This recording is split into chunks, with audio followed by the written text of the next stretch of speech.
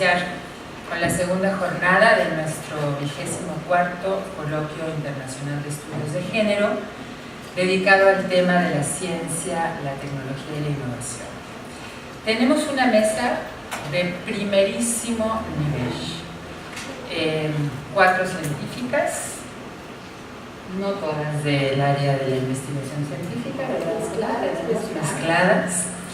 Así que vamos a dar paso a esta mesa, que es la mesa de especialistas, que se llama Acciones Propositivas en Ciencia y Género.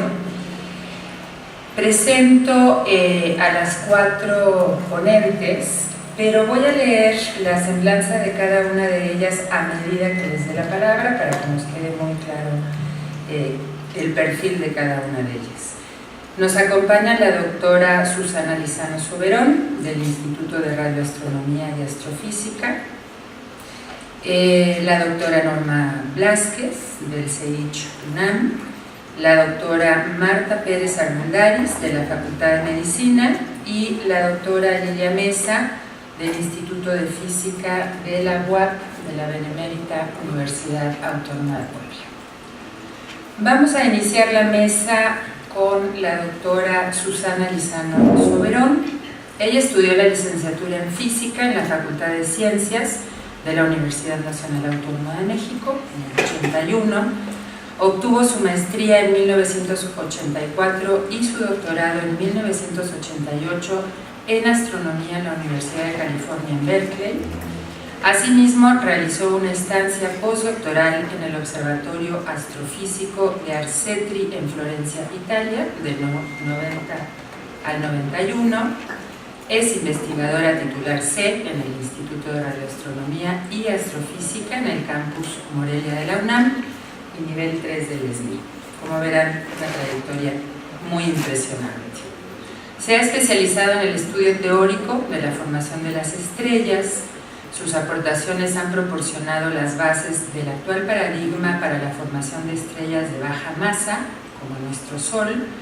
También ha contribuido de manera importante al entendimiento de la formación de estrellas grandes, con decenas de veces la masa del Sol. La doctora Lizano es miembro fundador del Centro de Radioastronomía y Astrofísica, entidad en la que se desempeñó como directora de 2007 a 2015 y dirigió su transformación a instituto. Fue presidenta de la Sociedad Mexicana de Física de 2015 a 2016. Actualmente es vicepresidenta de la Academia Mexicana de Ciencias. Fue elegida consejera de la American Astronomical Society de 2002 a 2004. Además, ha sido miembro del Grupo de Trabajo sobre Formación Estelar 1997-2003 y del Comité Organizador de la División del Medio Interestelar de 2003 a 2009 de la Unión Astronómica Internacional.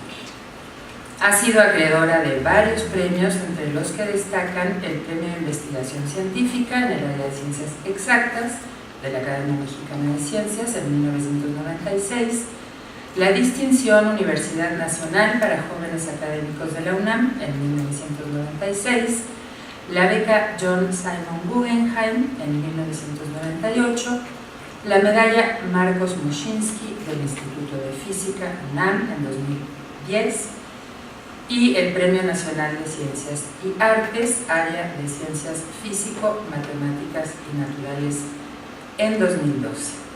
Muy impresionante la trayectoria de la doctora Lizano, así que le damos la palabra.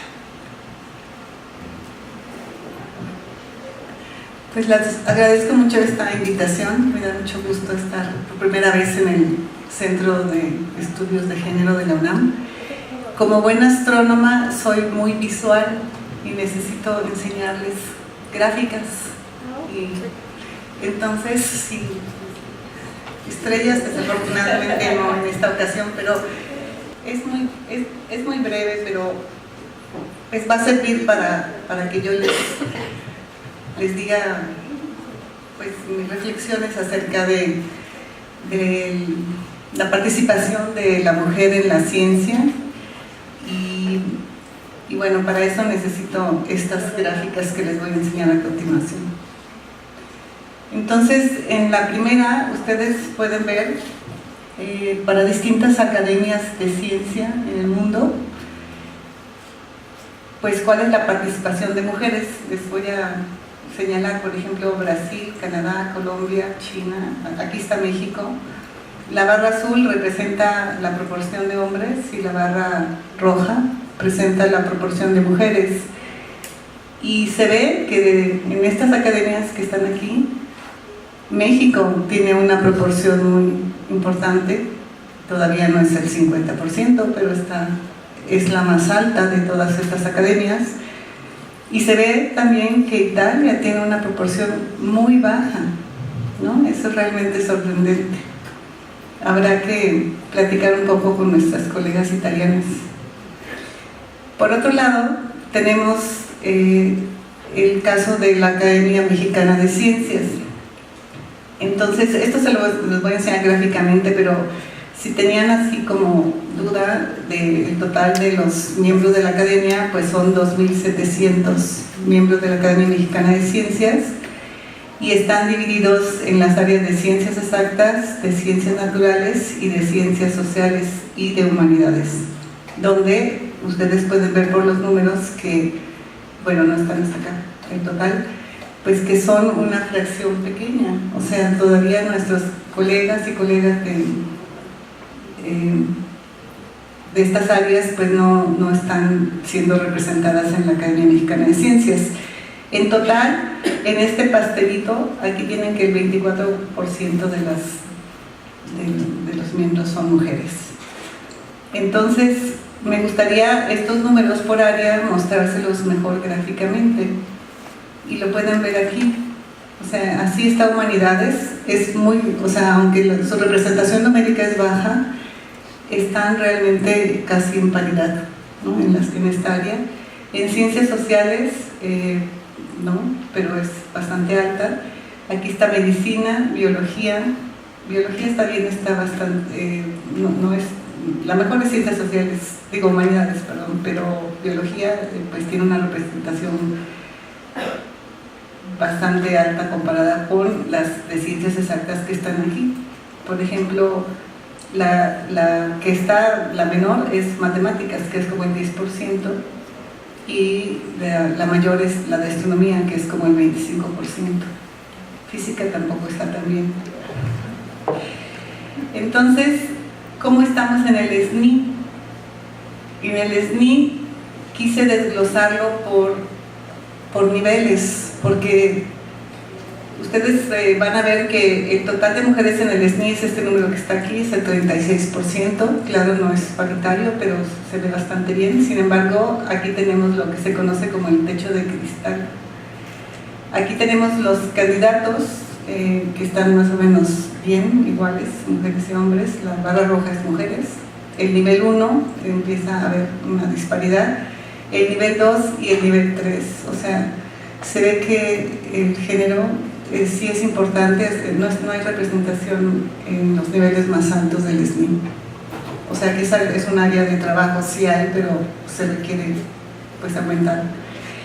Y pues esta nada más es una gráfica como función del tiempo. Aquí está desde el 2004 hasta el 2017. Y el crecimiento de género pues ha sido, en la parte de mujeres, ha sido pues muy poco. Finalmente estamos hablando de que se ha mantenido como un 25-30% como función del tiempo. Sin embargo, esta es la gráfica que me gustaría, en la que estoy basando el punto que les quiero mencionar un poquito más adelante. Esta gráfica muestra los graduados de doctorado por género de 2016-2017. Y esto que no sé si ustedes lo alcanzan a ver, realmente yo apenas lo veo, pero son los distintos estados. Y si ustedes ven las barras, lo importante es que las barras rojas y las barras negras son muy similares. O sea, se están graduando de doctorado aproximadamente el mismo número de mujeres que de hombres. Más aún, la información del CONACYT es que de las 63,000, casi 64,000 becas que se asignan por CONACYT, el 46% para nacionales son de mujeres y el 41% internacionales son para mujeres. Como les dije antes, el 36% del SNI son mujeres, aunque no en los niveles más altos. Y de las cátedras, este programa para absorber a los jóvenes investigadores, el 42% son mujeres. Por otro lado, me di a la tarea, antes de llegar a mis propuestas, es de averiguar qué está haciendo la UNAM en el ámbito del subsistema de la investigación científica para, digamos, apoyar el incremento de las mujeres en el subsistema. Y la respuesta es nada. Eso fue lo que me dijeron. Bueno, no tomen tan mal, pero así es. Por ejemplo, hay una cosa, estas becas postdoctorales que se otorgan para después de terminar el grado, originalmente fueron hechas para jóvenes y fueron hechas con cierto límite de edad, y además se pedían 3 años máximo de haber concluido el doctorado. Estas reglas, estas, digamos, restricciones desaparecieron, y bueno, eso es positivo porque entonces, digamos, más mujeres tendrían acceso a estas becas, pero eso no fue una política del subsistema de la investigación científica. Esta fue una política de la Dirección General de Asuntos del Personal Académico. Hay políticas posibles que podrían fomentarse en el caso del subsistema. Por ejemplo, existe este periodo entre que un joven investigador o investigadora son contratados y que se lanza un concurso de oposición abierto, y podría decirse, bueno, si una mujer en ese periodo tuvo un hijo, se le extiende de 3 años a 4. Esa política no existe. Pues posible, ¿no? Es positiva. Y por otro lado, pues un problema que aqueja a todos los campus, yo creo, aquí hay guarderías, pero en los campus foráneos de donde yo provengo, obviamente no hay guarderías, y ese tipo de medidas ayudarían a las investigadoras a ser más productivas y llegar a niveles más altos, tanto en la UNAM como en el SNI. Entonces, yo creo, como ustedes vieron antes, que los doctorados son prácticamente 50 y 50, entonces ¿por qué no continúan las mujeres en la investigación? ¿Por qué cuando continúan no llegan a los niveles más altos? Entonces les voy a decir algo que es obvio, pero te lo voy a poner aquí. Y yo creo que se trata de un problema cultural. En el área de ciencias exactas y naturales, como les dije, pues los doctorados son paritarios. Sin embargo, voy a hablar de esta área que es la que yo conozco, seguramente aquí mis colegas van a hablar de las otras áreas. El ejercicio profesional en estos campos requiere de una preparación prolongada y que puede incluir no solo el doctorado, sino puede incluir 1 o 2 postdoctorados. Eso es un montón de dedicación, ¿no? Y por otro lado, si las colegas preparados en las áreas físico-matemáticas quisieran ir a la industria o a una empresa tecnológica, también requieren la dedicación de tiempo completo. Entonces, pues, ¿qué opciones tienen las mujeres? Pues pueden posponer una familia o obtener ayuda de la pareja. Sin embargo, en la cultura mexicana, la crianza de una familia recae casi exclusivamente en la mujer. Y esto yo creo que desalienta a las jóvenes que ya llegaron a un doctorado a continuar y a dedicarle el tiempo que requieren. Digo, no es que todo el mundo pueda ser una supermujer, ¿no? Entonces, ¿cuál es la solución? Pues un cambio cultural, para poder involucrar a una pareja, para que sean, pues los dos aporten a la familia las responsabilidades y pues que los dos puedan tener una carrera muy exitosa. Esto es más fácil decirlo que hacerlo, pero yo creo que ahí está el problema, porque ya no es un problema de que no estudien las ciencias, de que no hagan los doctorados, lo hacen. llegan hasta allá, ¿no? Entonces yo tenía finalmente unas propuestas concretas y que tienen que ver más con alentar a las mujeres. Yo no puedo cambiar a la sociedad, pero sí podemos todos alentar a nuestras colegas jóvenes. Y yo, bueno, una propuesta en el área concreta donde yo trabajo es que en los comités tutores haya investigadoras para que las jóvenes puedan ver cómo es posible hacer una carrera en el área, es posible dedicarse a eso, es posible tener éxito en estas áreas. Por otro lado, yo creo que hay que concientizar a todos nuestros colegas cada vez más, no sé cómo pasen las áreas diferentes a la mía, de que los jóvenes pasan muchas crisis durante sus periodos de estudio, especialmente en el doctorado. Eso es algo que a nosotros nos llegó un poco de sorpresa, pero así ha sido y hay que apoyarlos en estos periodos difíciles. Y luego, otra cosa que podría alentar, todos hacemos esto porque nos apasiona nuestro trabajo, entonces si uno hace que los jóvenes, tanto hombres como mujeres, salgan, hagan estancias de investigación, vean otros laboratorios, otras instituciones, pues ese gusanito de yo lo quiero hacer va a persistir, creo. Y por otro lado, finalmente una política que puede ser buena a nivel, digamos, institucional es tener esa flexibilidad de horarios para madres jóvenes y permisos de maternidad para ambos padres. Yo creo que la UNAM en eso es bastante flexible, pero no está escrito en ningún lado. Pues eso es todo lo que yo les quería decir, y además quiero comentarles que todas estas gráficas con un montón de información han sido elaboradas por la Academia Mexicana de Ciencias. Muchas gracias.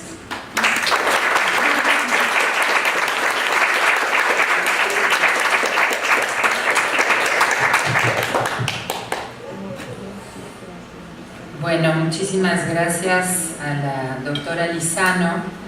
Las cifras que nos muestra pues nos hacen pensar siempre en por qué no podemos avanzar en estos temas, ¿no? Porque se han estudiado mucho, hay muchas universidades que tienen políticas especiales, no la UNAM, pero en otros países sí. A mí me llamó mucho la atención la gráfica donde México tiene la mayor proporción de mujeres científicas y Italia la más baja, ¿no? Acá hay un tema que se ha hablado mucho, se ha estudiado y tiene que ver que en México todavía existe un tipo de trabajo doméstico que digamos, están todo el día resolviendo las cosas de los hogares de las científicas, ¿no? Cosa que en Europa y en Estados Unidos no pasa, ¿no? Porque es carísimo, porque está valorado como debe de valorarse el trabajo doméstico. En México no está valorado así, en prácticamente ningún país de América Latina.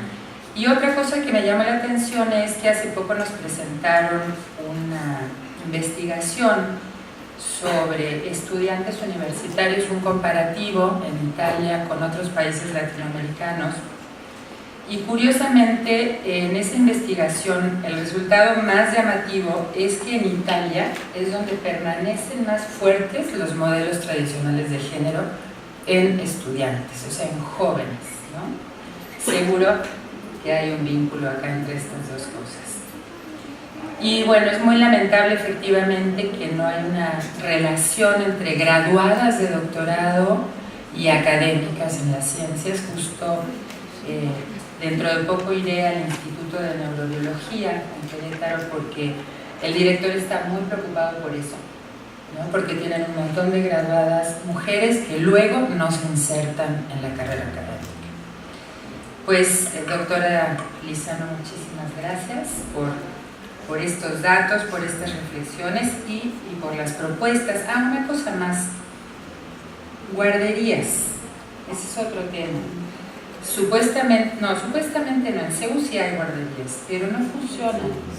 no funcionan, o sea, no hay lugar, hay que hacer colas de años. A mí me tocó que mi hija ya tenía como 13 años cuando me iban a dar la posibilidad de que entrara. Entonces, y los horarios además son muy reducidos. Entonces, ese tema de las guarderías de tiempo completo, además guarderías para padres y madres estudiantes, ¿no? Eso no hay. En fin, hay muchas cosas para hacer. Bueno, vamos a continuar. Le voy a dar la palabra, vamos a cambiar un poquito el orden de la mesa. Le voy a dar la palabra a la doctora Lilia Mesa. Ella es licenciada en Física, maestra en Física del Estado Sólido y doctora en Ciencias, todas por la Universidad Autónoma de Puebla. Realizó una estancia postdoctoral en la Universidad de Ohio, en Estados Unidos, del 95 al 97, y estancias como investigadora visitante en Italia, Colombia y Estados Unidos.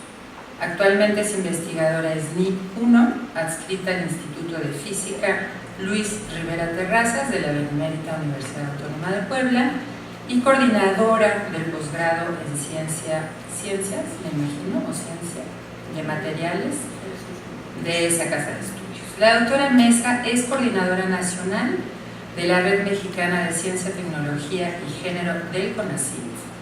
Además es integrante de la Academia Mexicana de Ciencias y del Grupo de Trabajo Mujeres en Física de la Unión Internacional de Física, pura y aplicada.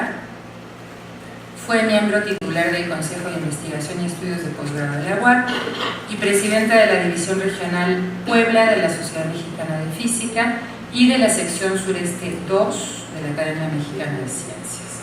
Sus líneas de investigación son propiedades electrónicas de nanoestructuras, puntos cuánticos, superficies semiconductoras y nanotubos, y caos cuántico, correspondencia clásico-cuántica. Pues muchas gracias, doctora Mesa, le doy la palabra. Buenos días a todos, muchísimas gracias por la invitación.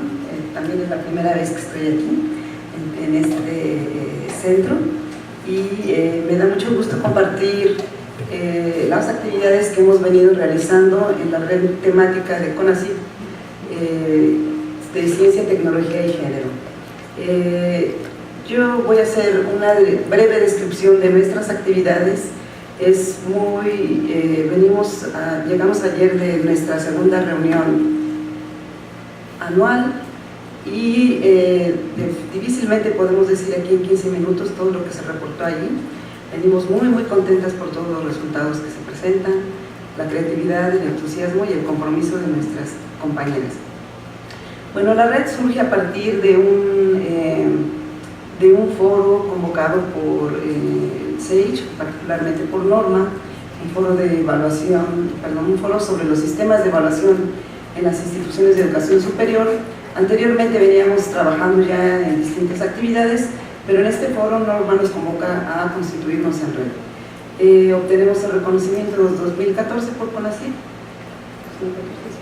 y actualmente seguimos con este reconocimiento. El objetivo de esta red básicamente es el que aparece aquí, es contribuir al mejoramiento de los sistemas de educación superior, ciencia y tecnología del país. ¿Y cómo es que lo hacemos? Pues es que aquí no veo nada, por eso que estoy viendo. Creo que de ustedes allá tampoco ven mucho, pero entonces bueno, en primer lugar es sobre la investigación del estado del arte, cuál es la situación de la investigación precisamente en este tema. Se puede también ver el incremento, cómo ha estado incrementándose y la participación de las mujeres en los distintos campos científicos. También tiene que ver con la divulgación del tema. Mucho de nuestro trabajo es poner el tema de discusión en las distintas áreas, es decir, salir de la parte teórica y realmente ir a las distintas comunidades para discutir sobre este tema, y también la formación, sensibilización y actualización académica para fomentar una cultura de equidad en ciencia, tecnología y género. Nuestra red estaba constituida por 55 56 investigadoras de 25 instituciones y no se ve absolutamente nada. Tenemos una cobertura allí en 12 estados, bueno, está en crecimiento esto, y está compuesta por sus cuestiones históricas, está compuesta en su mayoría por sociólogas. Esa es la primera comunidad grande. Sin embargo, la segunda comunidad es de físicas, y también queremos decir que formamos parte de la Red Iberoamericana de Ciencia, Tecnología y Género, y hemos contribuido a la formación de distintos nodos, como el nodo de Colombia, el nodo de Costa Rica y el de Perú próximamente. También tenemos algunas colaboradoras extranjeras, no muchas, son 5, pero de distintos países. Entonces, nuestra red tiene distintos campos, tenemos biólogas, economistas, en fin, prácticamente todas las áreas están representadas allí. Nuestra forma de trabajo es la siguiente: tenemos 8 grupos de trabajo que trabajan en torno a distintos temas, pero a su vez también trabajamos como nodos, en nodos institucionales, nodos regionales o también nodos disciplinarios. Bueno, tenemos aquí también 2 reuniones generales, como les comentaba, acabamos de regresar de la segunda, y a su vez los grupos se reúnen periódicamente para trabajar en distintas acciones. Bueno, entonces básicamente nuestros 3 ejes de trabajo son los siguientes. Entonces, por un lado, hacer la investigación propiamente dicha sobre la situación, el marco teórico, ¿no?, de ciencia, tecnología y género. Por otro lado, nuestra labor también es formar la formación de cuadros, no solamente en el campo disciplinario de las ciencias sociales, sino también formar maestros con perspectiva de género, con una nueva visión en la enseñanza, y también formar dentro de nuestras comunidades científicas cuadros que puedan influir y poder contribuir también a esta cultura de equidad en género. Y por último, también otro eje en el cual estamos trabajando es en la generación de propuestas de políticas públicas, es decir, dentro de la investigación, dentro del ejercicio de todas nuestras actividades, a la vez se generan propuestas de políticas públicas. Entonces, básicamente estamos haciendo generación de conocimiento a través de investigación, también estamos haciendo propuestas y también tenemos acciones muy concretas para llevar esto a cabo. Entonces, entre las actividades que tenemos, bueno, pues es la publicación de nuestros resultados a través de libros, también a través de cuadernos de trabajo. Tenemos como resultado del trabajo del año pasado, tenemos 8 cuadernos de trabajo, 3 de ellos están ya, este año ya van a ser publicados como libros. Se generan videos, se genera un calendario de investigadoras de la UNAM que motivan a las estudiantes, ¿no? Logran incentivar vocaciones, y también hemos estado trabajando ya en guías de trabajo, artículos en revistas. Tenemos una revista también de divulgación en nuestro sitio web, y bueno, en fin, toda esta actividad que es resultado de trabajos de investigación.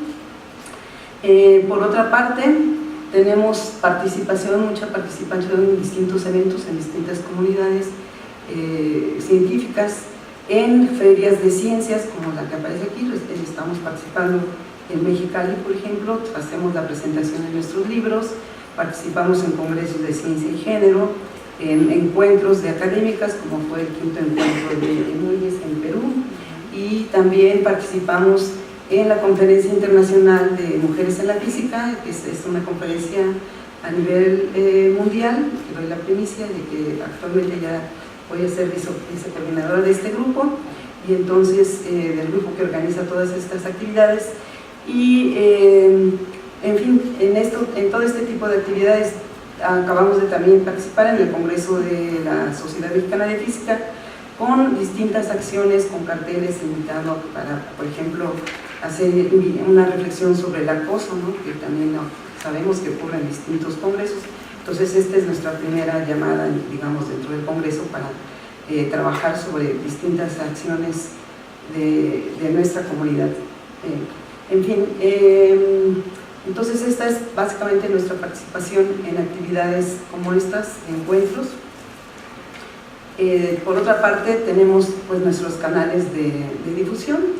Tenemos una página web donde está nuestra revista, que es una revista que no es nuestro objetivo que sea una revista que aparezca en los índices, sino es una revista de expresión donde además también las jóvenes puedan expresar, se puedan hacer debates, en fin, sea realmente un medio más bien de expresión más que una revista académica.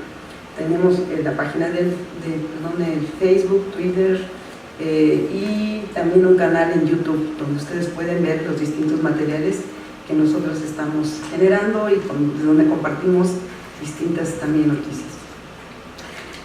Por otra parte, en la parte de formación y de sensibilización, organizamos anualmente, ya esta es la 4ª ocasión, con apoyo de CONACYT, de la UAP, un apoyo que nos otorga la Vicerrectoría de Docencia y la Vicerrectoría de Investigación, un seminario que hemos llamado de formación de habilidades profesionales con perspectiva de género. Este surge a raíz de una iniciativa en los congresos de mujeres en la física, donde en los congresos se nos daban distintos talleres de negociación, talleres de elaboración de un currículum, compartir experiencias de investigadoras exitosas, y entonces nosotros hicimos un seminario a la latinoamericana, al estilo latinoamericano, porque una de las cosas que nosotros observábamos es que a veces las facilitadoras daban estas charlas en el esquema de su país, que no es exactamente el de los países latinoamericanos.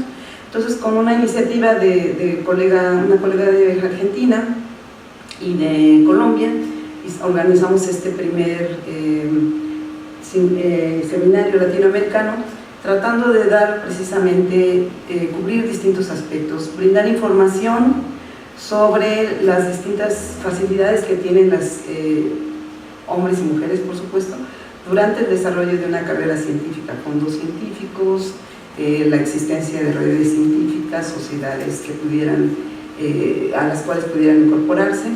Por otro lado, también una parte de sensibilización de género. Las investigadoras consolidadas comparten su experiencia, hablan sobre su trayectoria y de alguna manera dan consejos o comparten a partir de estas experiencias. Esperamos también que las investigadoras puedan superar los obstáculos que van a encontrar en su carrera. Y finalmente también damos 2 talleres, uno sobre escritura de artículos y otro sobre proyectos científicos. Empezó como un taller enfocado al área de STEM, es decir, y además en áreas donde había pocas mujeres, ingeniería, física, matemáticas. Sin embargo, a petición de las investigadoras participantes y de las mismas participantes, lo extendimos a todas las áreas, y lo que ha resultado realmente es algo bellísimo, porque los equipos trabajan en forma multidisciplinaria, y es impresionante ver cómo en 3 días terminan armando, digamos, son proyectos ficticios, pero realmente unen todo su talento para proponer proyectos donde cada una aporta desde su disciplina alguna contribución. Entonces este ejercicio lo encontramos muy benéfico. Además también todas salen altamente motivadas, realmente creo que cumplimos estas expectativas. Y lo desarrollamos también de carácter latinoamericano. Se ha realizado en Argentina, también, lo vamos a realizar en 3 semanas en Colombia y esperamos en 2018 en Perú.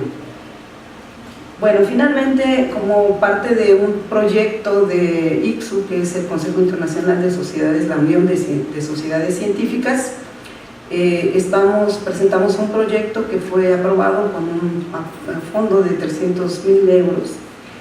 Y este proyecto está propuesto por varias sociedades a nivel mundial, de biología, de matemáticas, de física. Está como líder la Sociedad Matemática, pero engloba muchas otras. Está también participando UNESCO.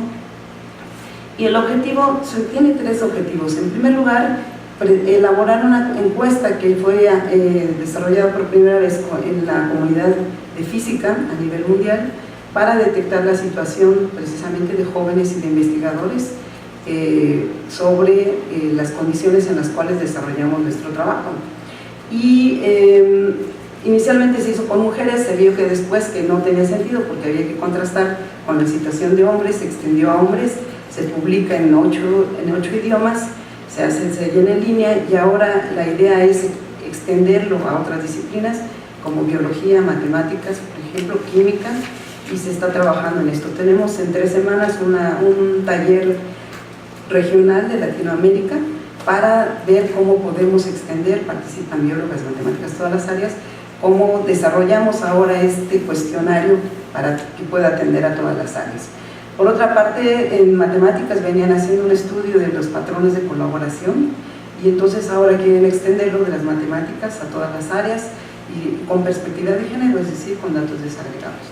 Y finalmente se pretende hacer un banco de propuestas y de materiales que sirvan tanto a niñas, a padres de familia, para que esto pueda servir como información, sobre todo para que a veces los propios padres o incluso los maestros tienen estos prejuicios de que las niñas no deberían estudiar ciencias porque no tienen la capacidad, porque no dejan dinero, etcétera, etcétera. Entonces hay todo ahí, parte de lo que tenemos que hacer es generar estos materiales que puedan ilustrar y que motiven a las niñas. Bueno, esto es solamente alguna muestra de lo que estamos haciendo. Muchísimas gracias por su atención.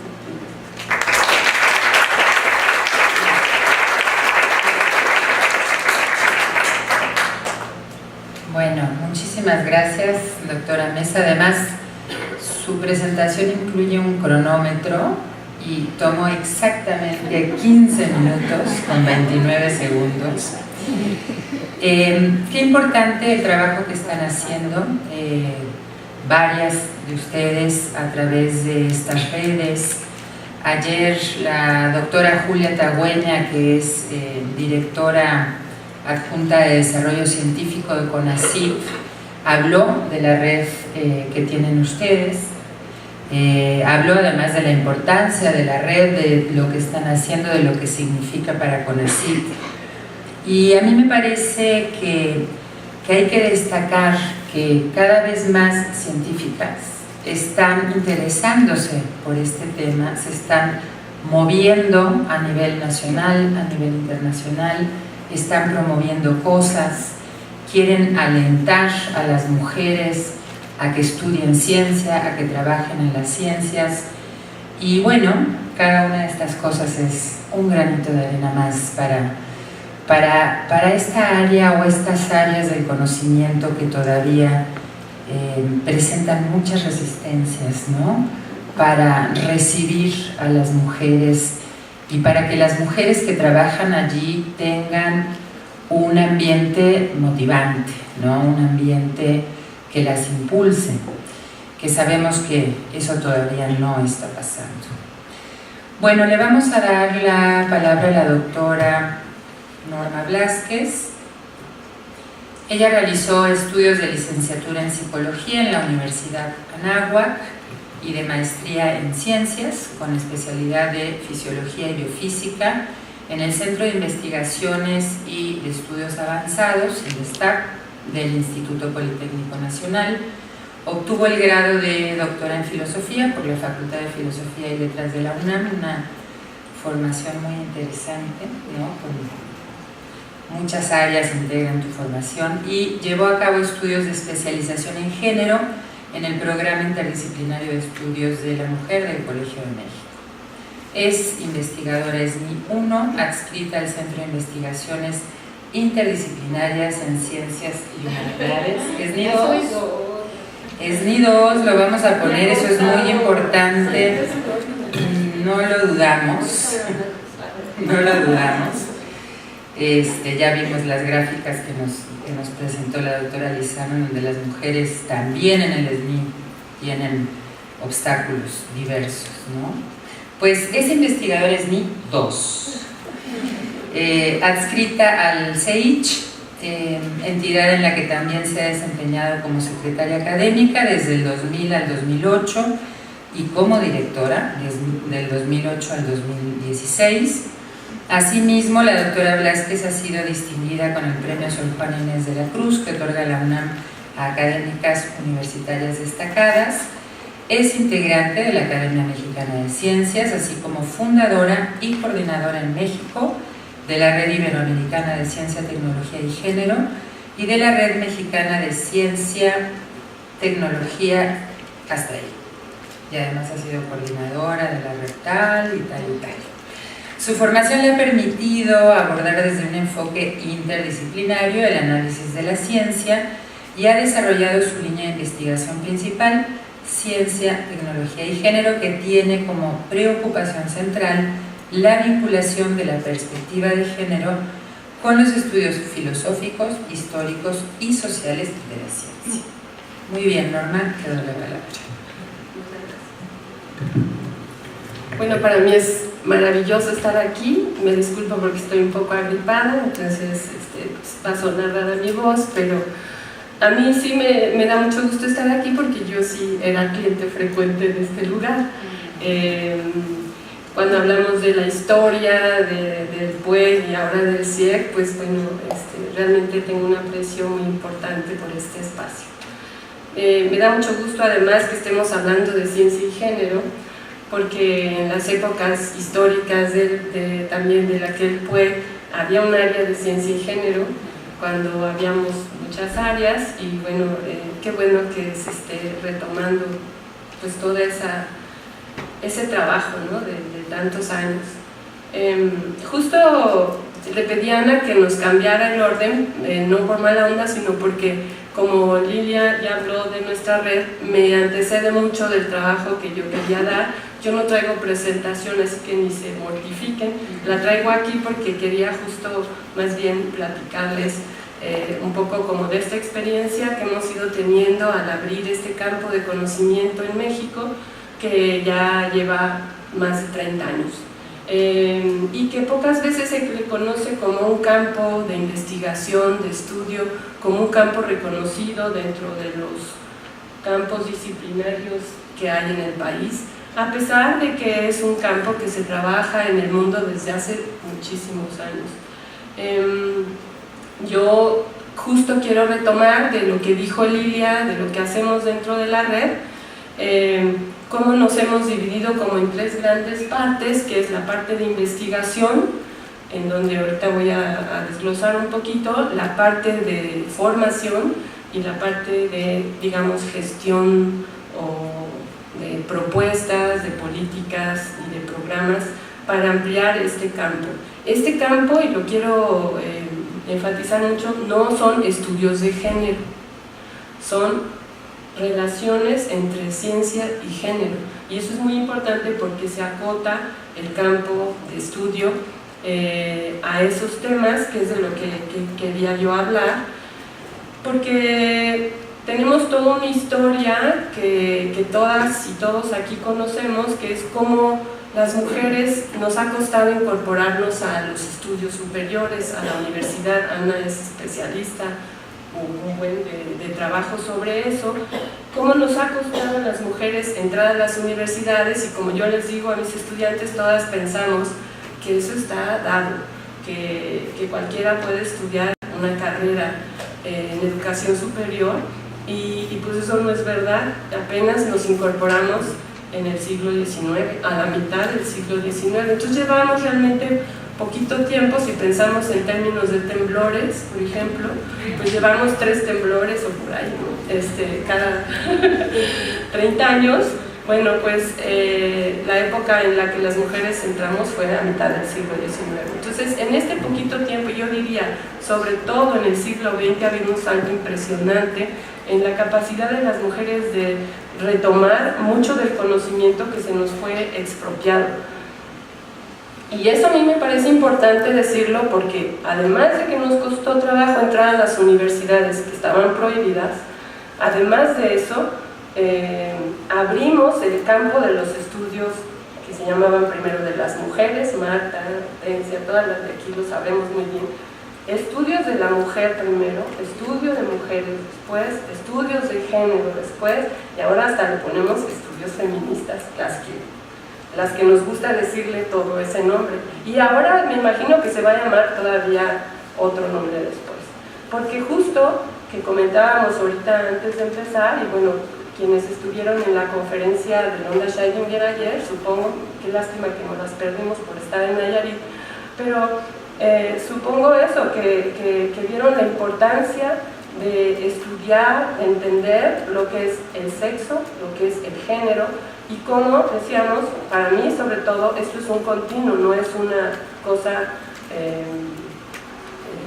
dicotómica y única, hombre-mujer, que sí, porque biológicamente así nos hemos definido como especie, pero es un continuo si consideramos todos los elementos que están allí, hormonales, anatómicos, fisiológicos, y bueno, y si le incorporamos además todo el aspecto cultural, social, ni que se diga, ¿no? Entonces, precisamente por eso es importante este campo de estudios de género y ciencia, porque ahí están incluidos.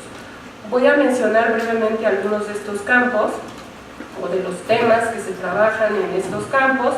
Uno que a mí me encanta es el de la historia, de la participación, de cómo nos hemos ido incorporando las mujeres a la ciencia.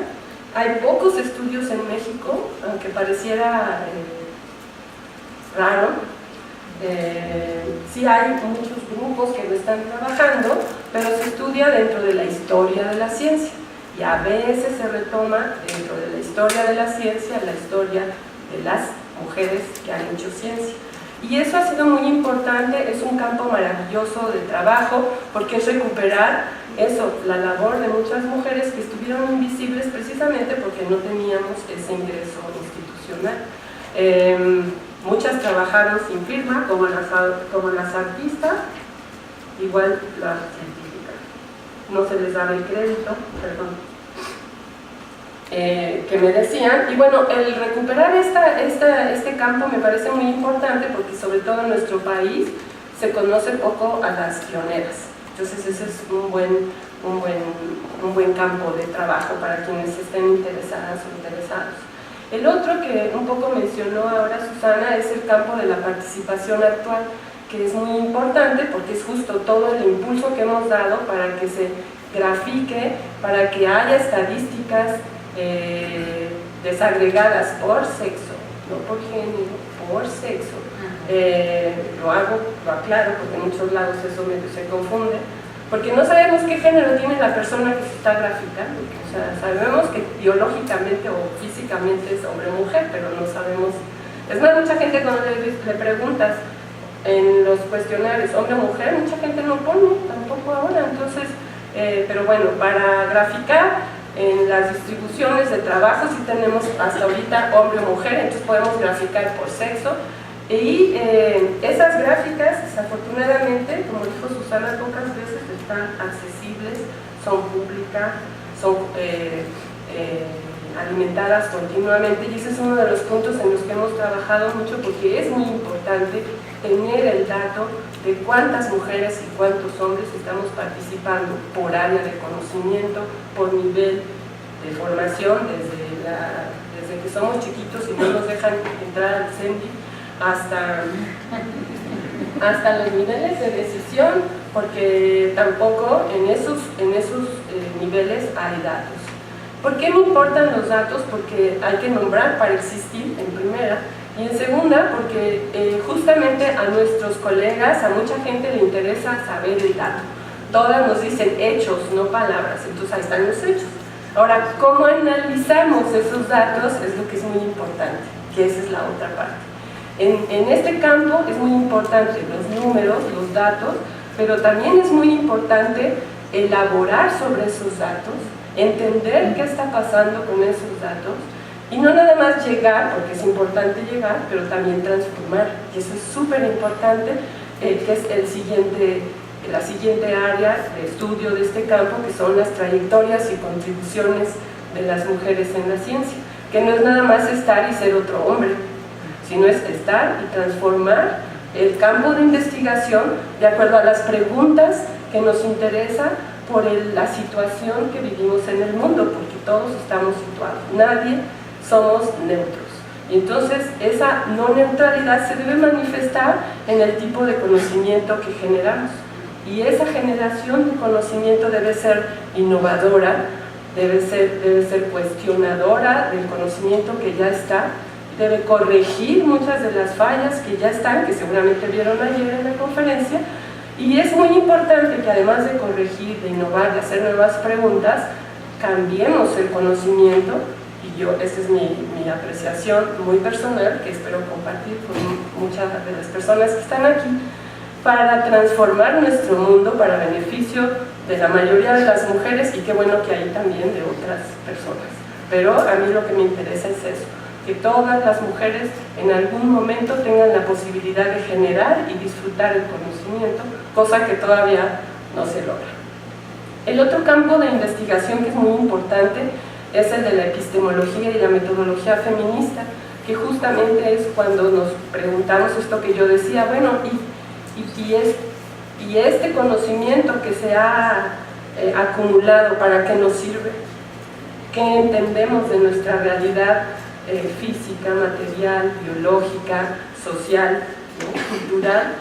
¿Cómo podemos transformar todo ese pensamiento que ya está ahí? Porque como vemos, hay muchas cosas de esa construcción, de esos logros, que no nos sirven a la humanidad actual y que tendríamos que ir transformando. Entonces, ¿cómo podemos irlo transformando? Para eso hay que haber más, porque habemos muy poquitos gente científica en nuestro país. Estoy hablando de nuestro país, porque es importantísimo nuestro país, de nuestra región, porque en América Latina las cosas tampoco están tan bien. Hemos mejorado mucho cuando vemos indicadores, pero todavía falta. Cómo poder contribuir también desde nuestra región hacia el mundo, porque también pocas veces se contribuye de aquí para allá, siempre es del otro lado para acá. Cómo podemos mejorar nuestros sistemas con nuestras características culturales, con todos los contextos geográficos y económicos que nos marcan, ¿no? De alguna manera.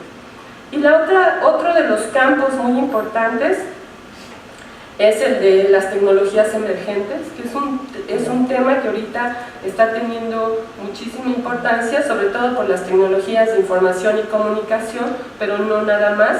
Creo que hoy mismo, ¿no? En la tarde hay una mesa sobre eso que seguramente estará súper importante, porque la velocidad con la que se está avanzando en ese conocimiento y cómo la usamos o cómo la asumimos culturalmente es muy rápida. Entonces a veces no nos da tiempo de pensar en esas cosas, para dónde va, cómo se beneficia, sobre todo a las mujeres, o no, porque muchas veces no hay tanto beneficio.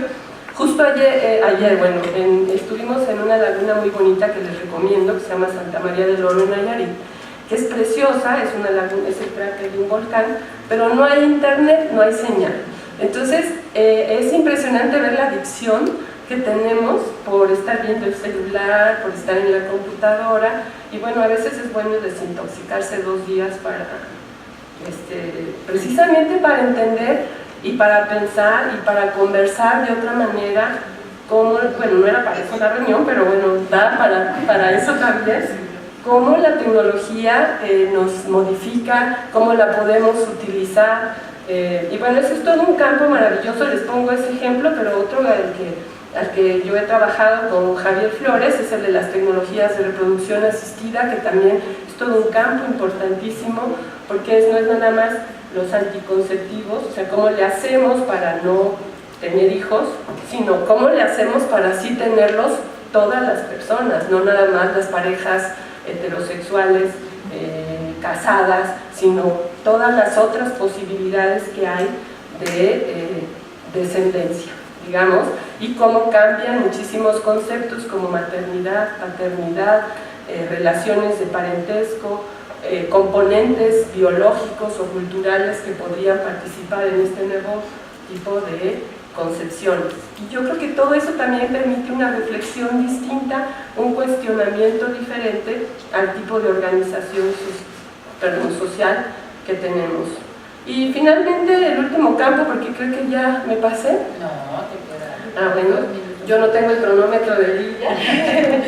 Es el campo de la gestión o la política científica, que es un campo que me parece también muy importante, en donde hemos incidido como campo de investigación es cómo la política de ciencia se puede transformar cuando las mujeres hacen propuestas feministas. Por ejemplo, eso, seguro Marta lo va a mencionar, no sé, todo el trabajo que se hizo para influir en la modificación de la Ley de Ciencia y Tecnología y que se considerara a las mujeres.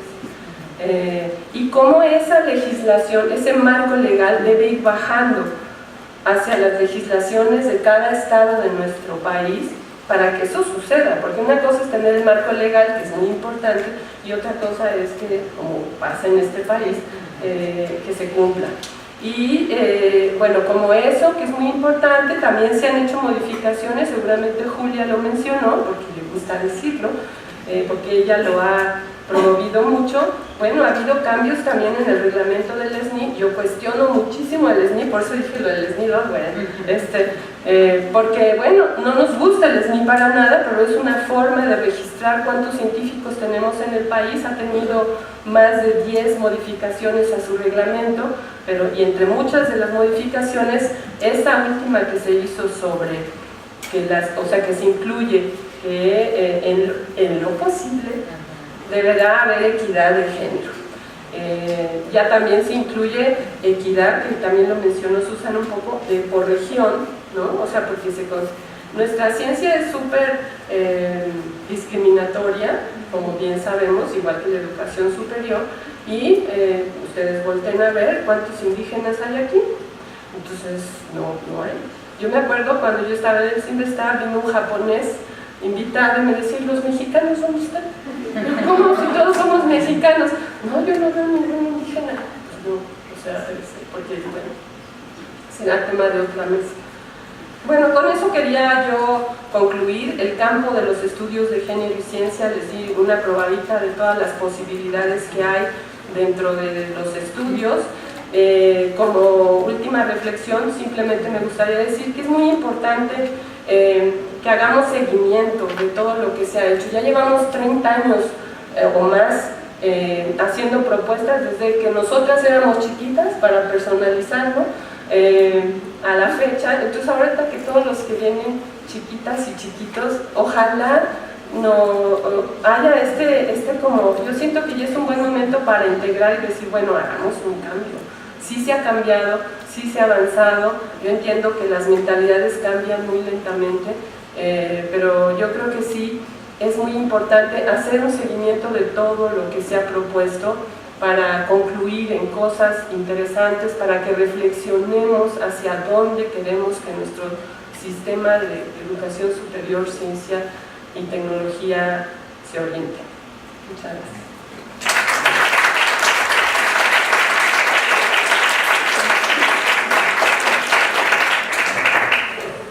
Muchas gracias, Norma. Nos muestras, como lo hizo la doctora Mesa, la importancia que tiene el trabajo de esta red de CONACYT.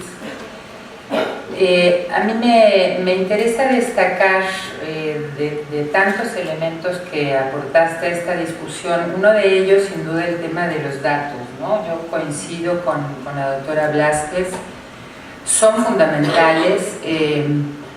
Cada vez más las instituciones de educación superior tienen bases de datos desagregadas por sexo,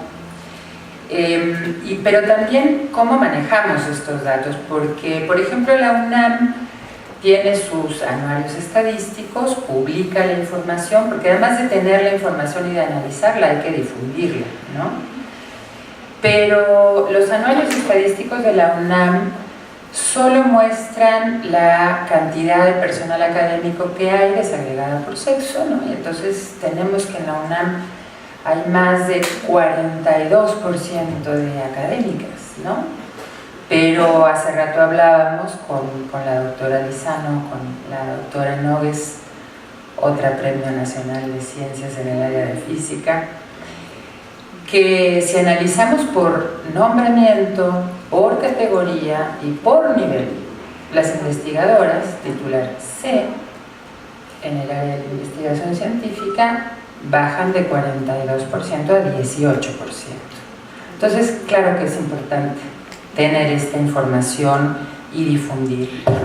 Y sin duda también me parece central lo que planteas de cambiar el conocimiento. Creo que fue el punto donde se centró ayer Rhonda Scheringer. Para quienes estuvieron, ella planteó 3 niveles y uno de los, el que ella trabajó fundamentalmente ayer, es justamente esto, ¿no? Y la visión epistemológica, o sea, qué tipo de conocimiento estamos produciendo.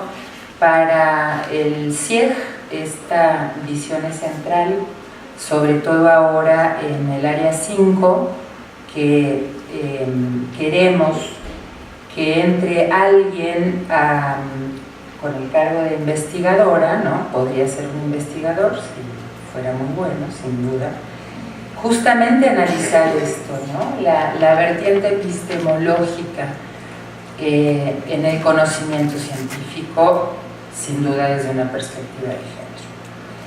Bueno, por último le voy a dar la palabra a la doctora Marta Pérez Armendáriz. Ella es profesora titular B de tiempo completo del Departamento de Biología Celular y Tisular de la Facultad de Medicina de la UNAM, ex integrante del Sistema Nacional de Investigadores y de la Academia Mexicana de Ciencias. La doctora Pérez es doctora en Fisiología y Biofísica y maestra en Neurociencias por el Centro de Investigación y Estudios Avanzados CIMBESTAC del Instituto Politécnico Nacional, así como médica cirujana por la Facultad de Medicina de la UNAM.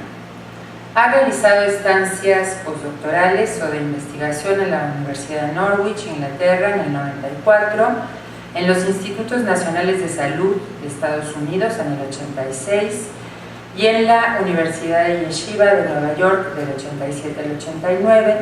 De esta última ha sido profesora del 89 al 93, así como investigadora invitada del New York Medical Hospital de la Universidad de Nueva York de 2015 a 2017. Sus líneas de investigación son la regulación de la secreción de insulina mediada por canales iónicos intercelulares, así como investigación en políticas científicas con perspectiva de género. Ha sido pionera en impulsar la inclusión de la perspectiva de género en la Ley de Ciencia, Tecnología e Innovación de México. Es fundadora de las primeras organizaciones de mujeres científicas del país. Es presidenta y fundadora del Grupo Mujer y Ciencia UNAM y es vicepresidenta del capítulo de México de la Organización de Científicas de Países en Desarrollo 2009-2017. Entre sus reconocimientos se encuentran el Premio a la Investigación First Award de los Institutos Nacionales de Salud de Estados Unidos, el Premio a la Colaboración Internacional de Científicas del National Science Foundation y la National Academy of Science de Estados Unidos y el Premio a la Investigación Básica del Instituto Científico Pfizer. Muy bien, Marta, te doy la palabra. Bueno, pues muchísimas gracias a las organizadoras de este coloquio, este importante coloquio con el cual el CIEG inicia estos diálogos sobre ciencia y género, en particular a la doctora Buquet y a la doctora Elena López, que muy amablemente trabajó en este aspecto. Y bueno, quisiera brevemente mencionar, pues como ya se ha dicho, mis líneas de investigación son 2, ciencias biomédicas, lo que ya se ha hablado, pero desde joven he trabajado en las ciencias sociales y humanidades. Me considero una investigadora pues que comparte estas áreas, y en esta última pues he trabajado en ciencia y género y como ya se mencionó, particularmente en políticas científicas. Y bueno, como ya también se mencionó por muchas personas que me han antecedido, sí, el SNI pues vemos que es un índice de la participación de las mujeres en la investigación, pues hay un incremento importante en los últimos 20 años, en particular en los últimos 15. Sin embargo, este incremento se ha dado principalmente con base a la incorporación de candidatas y en dado caso nivel 1. Pero en el nivel 2 y en el nivel 3, como ya se ha también señalado, sigue siendo muy baja.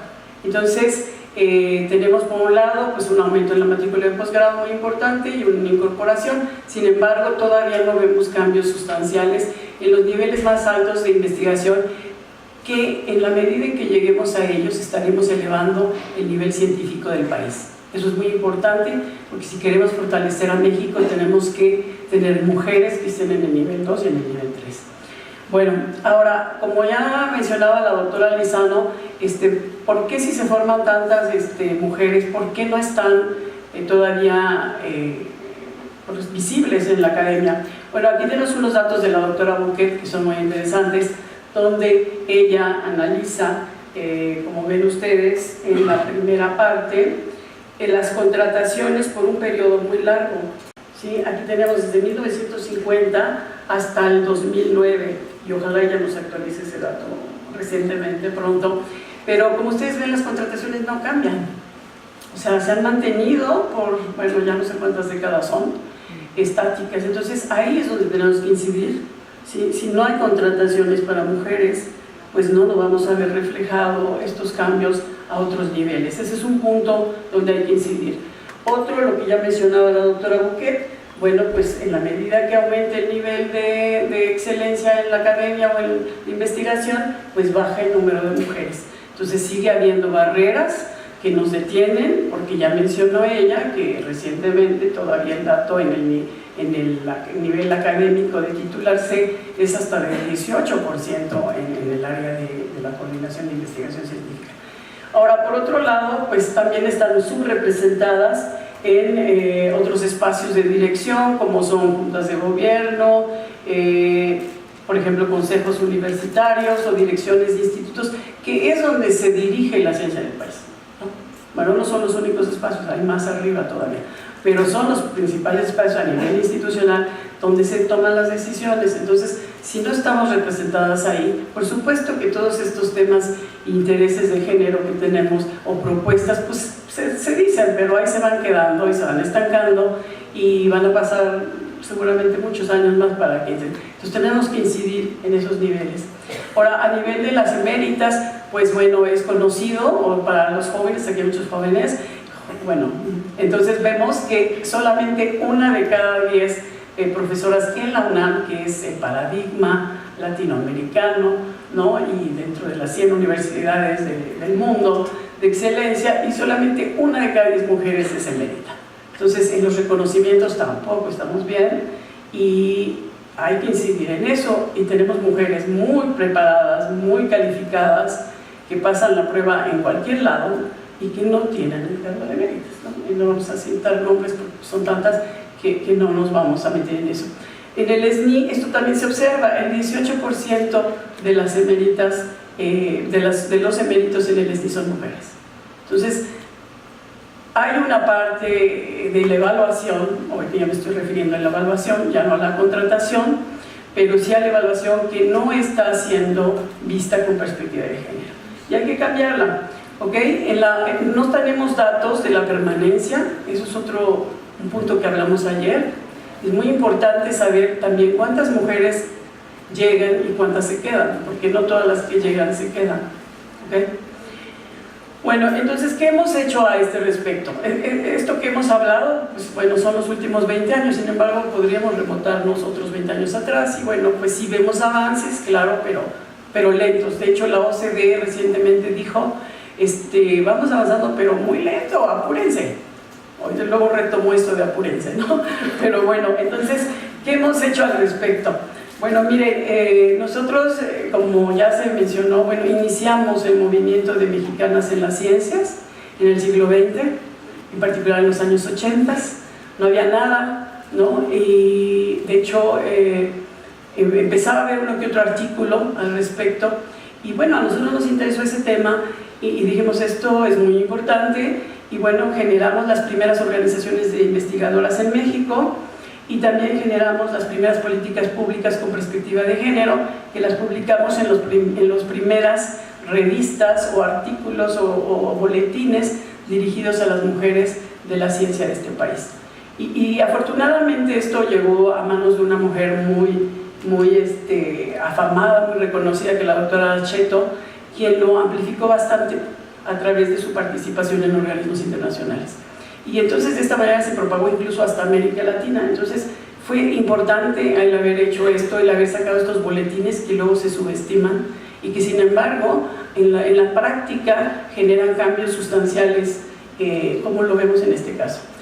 Ya como investigadoras de la UNAM, formamos el grupo Mujer y Ciencia UNAM, y por supuesto nuestro interés principal fue generar políticas públicas con perspectiva de género que contribuyan a fortalecer a la comunidad científica del país.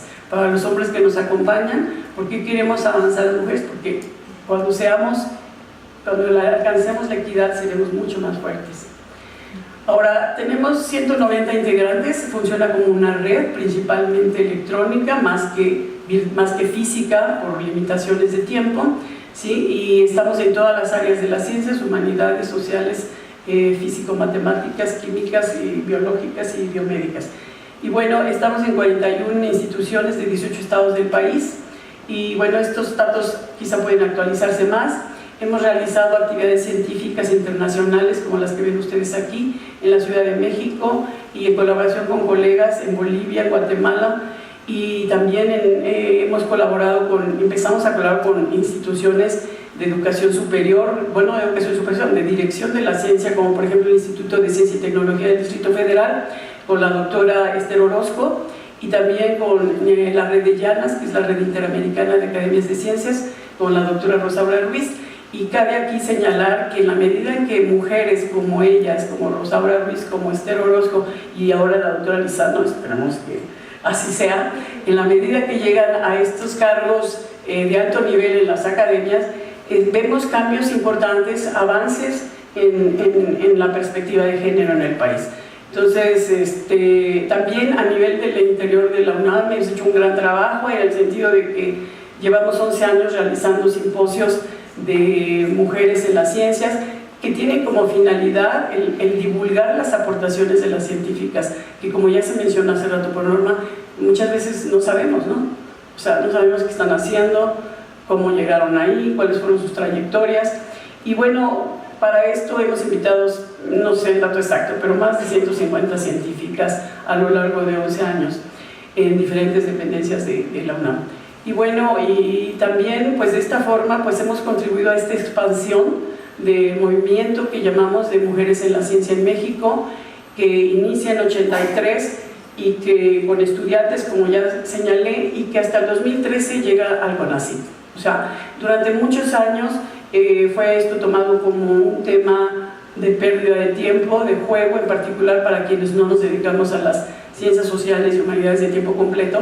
Y esto pues afortunadamente empieza a cambiar, pero ha sido para quienes lo hemos vivido una doble carga, porque no nada más ha sido iniciar un campo de investigación, sino además cargar con los estigmas y con diferentes problemas que se nos hace dentro de nuestra propia disciplina, por ejemplo en mi caso en las ciencias biomédicas. Y bueno, ¿qué propuestas de políticas públicas principales hemos propuesto? Hay muchas, pero algunas les voy a mencionar muy brevemente. Por ejemplo, estas que propusimos en el siglo XX, miren, siguen siendo vigentes, eso es lo interesante. O sea, por ejemplo, esto de ofrecer a las niñas un quehacer científico como opción vocacional y remover estereotipos de género de la literatura científica y en general de enseñanza, pues siguen siendo vigentes, se siguen pidiendo a la fecha. Ha habido avances, sí, hay grupos que han trabajado, por ejemplo la doctora Blázquez ha trabajado a este respecto, sin embargo siguen siendo grupos. Pero ¿cuándo vamos a ver esto a nivel nacional? ¿Cuándo vamos a tener la oportunidad de decirle a una niña que, como se mencionaba antes, que viene de Oaxaca, que esto es posible? Entonces, creemos que hay un gran camino por hacer y es un tema totalmente vigente. Otra cosa que ha sido central, como ya se mencionó, es la inclusión de la perspectiva de género en la Ley de Ciencia, Tecnología e Innovación. Esto lo propusimos en un foro que realizamos aquí en la UNAM, en el segundo ciclo Mujer y Ciencia, en el 2007. Después lo divulgamos a través de revistas científicas a la comunidad científica en general, a todo aquel que quisiera. Y después lo llevamos a la Cámara de Diputados y Senadores, donde fue aprobado en el 2010 y en el 2013 en la de Senadores. Finalmente, las reformas no son tremendas, ¿no? Esto se ha comentado, se ha criticado, no son tremendas, pero sin embargo han dado pie o han abierto la puerta para que las instituciones y las universidades tomen el tema en serio, formalmente, ¿sí? Y en particular, por ejemplo, aquí tenemos en el foro Una mirada a la ciencia y la tecnología, que se llevó a cabo con perspectiva de género hacia una política con perspectiva de género. Esta se llevó a cabo en 2003, esto es el mismo año que se aprobó la Ley de Ciencia, Tecnología e Innovación, lo cual habla que sí hay una relación directa, ¿sí?, de este aspecto. Y bueno, aquí la doctora Dutrenit, que fue la primera mujer y que otra vez impulsó importantemente este tema con este evento, fue un evento muy grande que reunió a más de 250 personas, hubo más de 100 propuestas, muchas de las que estamos aquí en la mesa participamos, y bueno, en particular el Grupo Mujer y Ciencia propuso 40 propuestas dirigidas hacia la contratación, promoción y vinculación académica. Entre estas, por ejemplo, una página web donde se concentre la información y también un observatorio a este respecto. Ahora, en un foro del 2014 que organizamos en la Facultad de Medicina, también divulgamos el punto de una investigación que hicimos donde demostramos que la promoción de las mujeres en el SNI depende del área de investigación. Esto es un tema también muy relevante porque habla que hay barreras específicas en las diferentes áreas de las ciencias. Esto está publicado en las revistas que ustedes ven ahí, que se les puede también después facilitar a través de la página web. Y bueno, participaron investigadoras muy importantes en aquella ocasión también, que por tiempo no las cito. Y bueno, finalmente esto nos llevó a que en el 2015 lleváramos a cabo el Taller Nacional Acciones para Estimular y Reconocer los Estudios de Género en la Ciencia en México. Este evento también fue muy importante, fue dirigido hacia especialistas ya de género, estuvieron presentes 19 redes de género del país, de 18 estados. Y salieron conclusiones también numerosas, no vamos a, por supuesto, entrar en ello, pero hay 4 o 5 muy importantes que quisiera mencionar brevemente, como es el reconocimiento de los estudios de género por los sistemas nacionales de evaluación. Esto es muy reciente, fue en el 2015, y a la fecha todavía no está claro cómo se va a reconocer estos estudios. Se reconocen para ciertas áreas, pero no para todas, y se propuso entonces que se creara un subcomité de género en el CONACYT para poder justamente reconocer estos estudios, cosa que no ha ocurrido. O sea, así como hablamos de las cosas avances, también tenemos que hablar de las limitaciones. No ha ocurrido esto. También propusimos el que hubiera comisiones de género en cada dependencia con voz y voto, cosa que tampoco ha ocurrido en las universidades. Es muy reciente, pero esperamos que esto ocurra. Y luego diversificación de fondos, no hay dinero para la investigación de género, ¿sí? O sea, hay que decir las cosas que los jóvenes y los jóvenes tendrán que impulsar, ¿sí? No hay financiamiento. Ayer en una sesión lo preguntamos quién ha tenido financiamiento para su investigación. Realmente escasas personas, pero no hay una fuente donde uno puede enviar un proyecto de investigación de ciencia y género y que entre a concurso, no lo hay. Y mujeres, pues sí existe, es el único programa dirigido a este aspecto, sin embargo se enfoca mucho a violencia de género y bueno, es entendible después de todo lo que vivimos en este país que vaya violencia de género. Es más, no les alcanza. Con la tasa de incremento que tenemos en este problema, pues no les va a alcanzar. Entonces el dinero para otros temas de ciencia, investigación, educación, etcétera, definitivamente no lo vemos, ¿sí? Nos parece que eso es fundamental para poder avanzar. Y bueno, pues aquí también algunas de estas políticas han entrado ya a la universidad. Esto lo hablamos con el doctor Rabe desde que se llevó a cabo el foro, que es el actual rector de esta universidad. Le digo, es importante que estas políticas queden asentadas en nuestra universidad.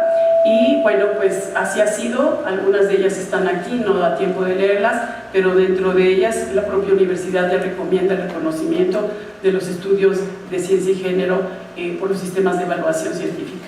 ¿Por qué por los sistemas de evaluación científica? Porque si no, todo este trabajo que hacemos ni siquiera nos es reconocido en el Sistema Nacional de Investigadores, ¿sí? O sea, se queda ahí como un hobby cuando es un aspecto fundamental para transformar el país. Bueno, entre otras cosas, la UNAM también ya recomienda erradicar los estereotipos de los programas, sistemas de orientación, etc. Hay otras cosas como claustros académicos en las dependencias, sin embargo a estos les falta anotarles que hay que tener voz y voto. No basta que haya claustros que asesoren, hay que tener voz y voto en los consejos internos, porque de lo contrario, y consejos técnicos, de lo contrario las cosas no van a avanzar. Otro aspecto que hemos trabajado al interior de nuestra universidad, tenemos que transformar nuestras universidades, es justamente colaborar con la doctora Bouquet y el cuerpo del PUEG en crear el área 5 de la que ya se ha referido anteriormente, que es un área de ciencia, tecnología e innovación. Creemos que es muy importante que se empiece a ampliar la perspectiva de género a nivel institucional a todas las áreas de las ciencias. Debe haber investigación en todas las dependencias idealmente, pero bueno que haya una área de este tipo en este instituto. Otro aspecto en el que hemos incidido es en crear una comisión de género en el Consejo Consultivo Científico, que es la máxima cúpula de la ciencia en el país. Ahí están todos los premios nacionales que asesoran al presidente, etc. Y gracias a que una colega, María Valdés, del Grupo Mujer y Ciencia, trabajó con nosotros muchos años, bueno, pues se creó este espacio nuevo que, bueno, tiene mucho por dar, pero el espacio ya está. Eso es lo importante, ¿sí? Y bueno, también a nivel internacional hemos compilado pues las políticas públicas con perspectiva de género que a la fecha se han compilado en documentos como este libro que publicamos a raíz de una conferencia internacional que realizamos en México y de las cuales también varios participamos de esta mesa. Y bueno, globalmente tenemos más de 120 políticas científicas con perspectiva de género que han quedado publicadas en diferentes espacios, incluyendo páginas web como estas últimas que muestro del lado derecho, y que bueno, pues que sin embargo, a pesar de estar en sitios del Foro Consultivo Científico y Tecnológico, no son como tal consideradas parte de la política del CONACYT. Creo que eso es algo que vale la pena analizar y debatir a futuro. Están ahí como recomendaciones, pero no son parte de su política. Y creo que eso sí valdría la pena trabajarlo, ver, por supuesto no van a entrar 140 políticas, pero sí seleccionar un grupo de ellas que realmente, y pedir que realmente formen parte de ese cuerpo de perspectiva de género que tiene el CONACYT. Por otro lado, pues hemos colaborado en divulgación científica, que empieza a ver los primeros conatos, por ejemplo en este programa que sacó el Canal 11 este año, como primer programa divulgador así de divulgación masiva, ¿no? Y bueno, y en revistas y demás, impulsando pues todos los aspectos que hemos hablado. Y pues en el último minuto, muy brevemente, trataré de resumir algunos aspectos nodales que yo pienso que deben ser considerados a futuro. El primero es crear fondos para el desarrollo de investigación en ciencia y género.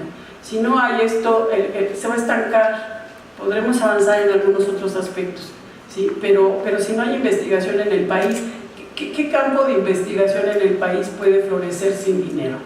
Esa es la pregunta.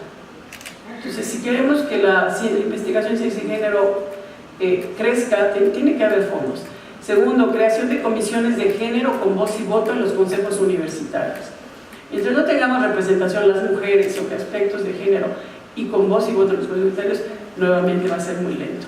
Tercero, muy a mi área, porque así me lo pidieron las organizadoras, bueno, tener inventarios o informes anuales de las dependencias incluyan recursos humanos de infraestructura con las que cuentan los investigadores desglosados por sexo, ¿sí? No todos estaremos contratados, pero no en la misma categoría ni con los mismos apoyos institucionales, ¿sí? Algunos tienen 3 técnicos, otros tienen 1, otros no tienen, dependiendo del área, ¿no? Por supuesto, y algunos tienen mucho equipo, otros no tienen, y muchos de estos recursos son de la institución. Entonces necesitamos buscar a futuro una democratización en el uso del equipo y de la infraestructura. Hay institutos que tienen infraestructura común, eso es lo que debería de haber, ¿no? Y bueno, quizá para allá vamos, pero tomaría mucho esfuerzo y mucho tiempo lograr esto.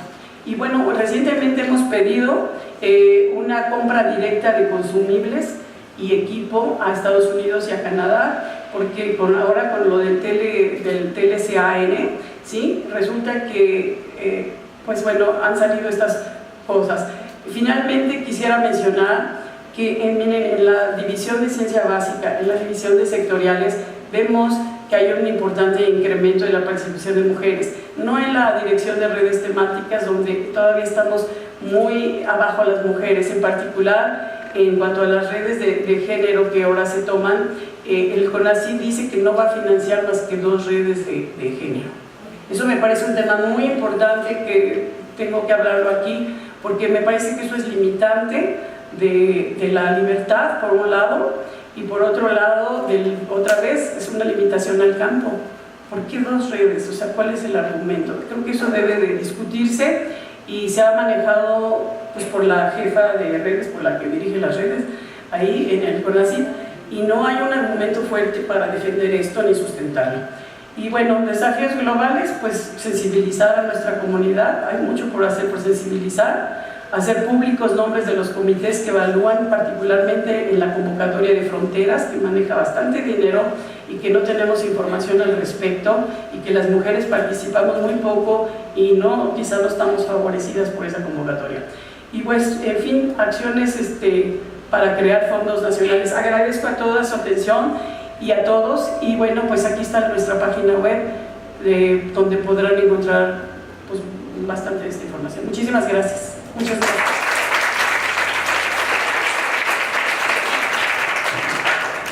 Muchas gracias, Marta. Creo que nuevamente has dado más elementos para discutir sobre este tema.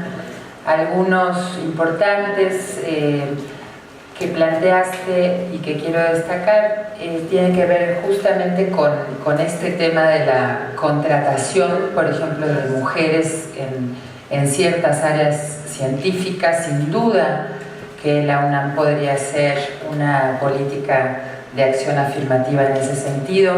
Hubo un intento no me acuerdo de la fecha, 2010, un programa de la Secretaría de Desarrollo Institucional, cuando estaba a cargo de la doctora Rosaura Ruiz, que se contrató, 2006, la de las físicas y matemáticas, que fue de esas políticas que sus resultados eran contrarios a lo que la política proponía, ¿no? No voy a analizarla porque no tenemos tiempo, pero efectivamente sí.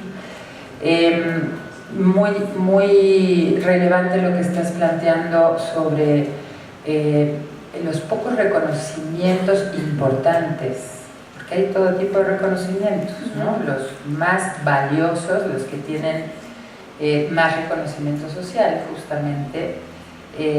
Las mujeres están muy poco ahí, y yo creo que acá hay un tema que ya se ha trabajado, hay literatura muy importante sobre esto, y es que hay sesgos de género en las evaluaciones académicas. O sea, ya sabemos que no de manera intencional, no es que las comisiones se planteen de manera directa, vamos a evaluar peor a una mujer que a un hombre, pero estos sesgos están incorporados en nuestras mentalidades, y está claro que sí hay una mirada como devaluada sobre el trabajo de las mujeres, sobre todo en ciertas áreas, ¿no?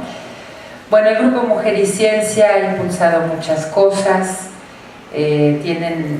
Lo que estamos viendo en esta mesa es que las científicas están haciendo múltiples actividades desde todas partes para poder avanzar, para poder incidir desde la perspectiva de género en el ámbito científico. Sin duda que la UNAM ha también avanzado, también ha desarrollado una serie de normatividades, incluso estructuras, pero es muy difícil. Como ustedes pudieron observar en esta mesa, es muy difícil hacer un cambio profundo, ¿no?,